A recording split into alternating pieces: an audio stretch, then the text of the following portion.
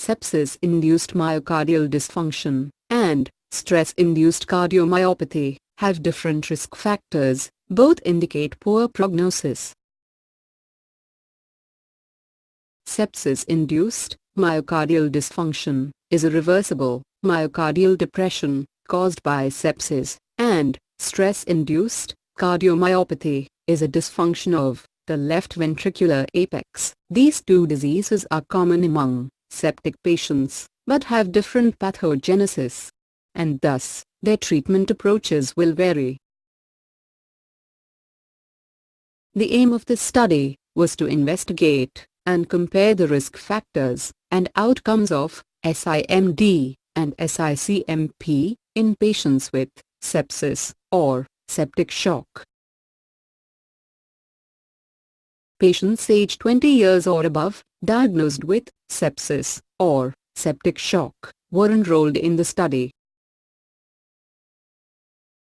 Patients diagnosed with lung disease, myocardial infarction, valvular heart diseases, or structural heart diseases, were not enrolled.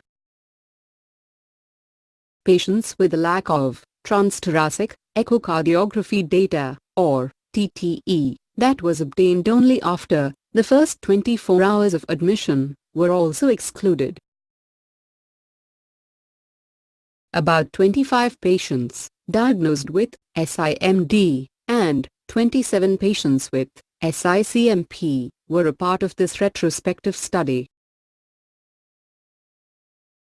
The primary endpoint was comparing the risk factors of SIMD and SICMP. The secondary endpoints included length of in-hospital stay, in-hospital mortality rate, and readmission rate for SIMD or SICMP. The serum troponin levels were substantially higher in the SICMP group when compared to the control group, but there was no significant difference in between the SIMD and SICMP group. Statistically important difference in N-terminal pro-brain natriuretic peptide levels was observed in the SIMP group relative to the SICMP group and control group.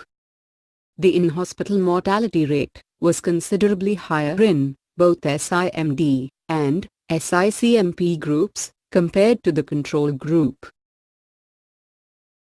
The study found that young age history of diabetes mellitus and heart failure, elevated NT-proBNP, and positive result of blood culture to be the risk factors of sepsis-induced myocardial dysfunction.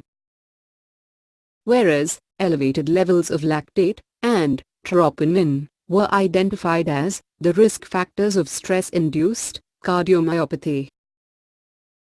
Sepsis-induced myocardial dysfunction and stress-induced cardiomyopathy indicate poor prognosis in patients with sepsis.